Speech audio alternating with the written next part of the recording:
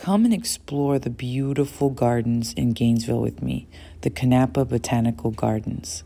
And in this video, I'm going to show you some of my favorite highlights and different tidbits around the gardens. So here's the main visitor center. As you come in, you'll see the daily hours and prices. So for adults, it's $10, and from children 5 to 13, it's $5. And children younger than that are free. So you can see this beautiful quilt that was right in the main entrance. It was very, very beautiful, and you're going to have to go into the main entrance to exit through these doors into the back where the gardens are found. And you'll see immediately, several parts of the garden. So you can sit out there on a beautiful day, and then you can walk around the little maze. So here's a map. Don't forget to pick it up as soon as you come into the gardens. And as soon as you walk, you'll see this little maze. And it's not very big, but it's fun, especially for younger ones, for kids. They call it a labyrinth, but it's definitely fun, and it's beautiful as well to take pictures there. Okay, so the rest of the park has lots of different features. My favorite part were the bamboo gardens, and I believe it's definitely the largest bamboo garden in all of Florida and in other parts of this part of the country as well. So they do have several lovely waterfalls and areas with koi fish around the lake. And they made this little bridge out of bamboo as well. So they definitely reuse their resources, and they just do so in a beautiful way. We came across these cute little caterpillars, and they just look adorable with their little antennas. I'd never seen a caterpillar like that before, so I had to get it on video. Okay, so this is the entranceway to another part of the garden, and they kind of loop around, and you'll see. But it's very easy to navigate, especially if you have the map at hand. It's just an easy walk around the entire park. And this part especially, you can just stay on the sidewalk and just make it easy for yourself. Okay, so here's a sinkhole. And Gainesville has a few sinkholes. So this is one, it's a smaller sinkhole. And this sign here says that fern likes to grow in the sinkhole. So I didn't zoom in that much, but I definitely saw the fern because of the limestone that was growing in there.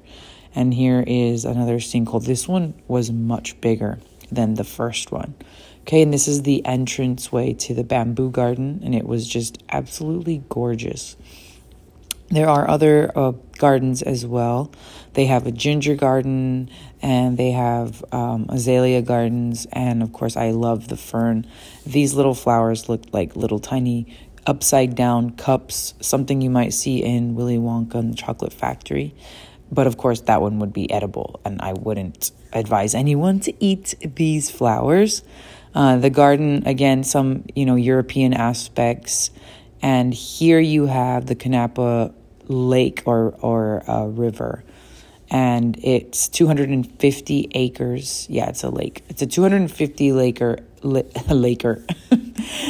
acre lake, and they definitely have alligators in there, but we didn't see them. So I stayed there, waiting, because sometimes a gator can just stay still for hours, but unfortunately there were not any that we could see visibly up close. But there were lots of it just looked really cool. And gators definitely love this particular type of lake. Okay, and then there was this huge butterfly that I caught on camera. It was like the size of my hand probably, which is why you're able to see it so clearly on camera. It was like the size of a small bird. And again, some more parts of the bamboo garden, which were just lovely. It was a very hot day. We went in April. Okay, the second part of this video, I'm going to show you Rogers U-Pick Farm. So this farm has U-Pick berries, and of course they have some other produce and fruits available to you from their farm. So they give you a bucket as soon as you come in, and with that bucket, you go on to the back where you pick the berries that are in the fields, and it's as many as you want They don't charge you a fee for picking. They only charge you when you're done and you weigh the berries. Okay, so you can see him here. And he told us that we went on Saturday. That was probably the last day in the whole season because today, which is Sunday, is going to rain. So you could see how beautiful and red these beautiful strawberries are. So I'm filling them up in my bucket. And I wanted to just show you how much fun this was, at least for me. This was my second time picking strawberries. The first time was in Beijing, and this time, you can see I didn't get very many. You can see Doug's bucket has way more than mine. Mine only had like probably 20 berries, but he almost filled his bucket up. So we just combined our buckets together, and but I just wanted to show you how juicy these yummy strawberries looked. And I definitely recommend picking them yourself because you get to really choose the ones that you like as you're doing it. And you can see here, these are the fields. They have quite a bit.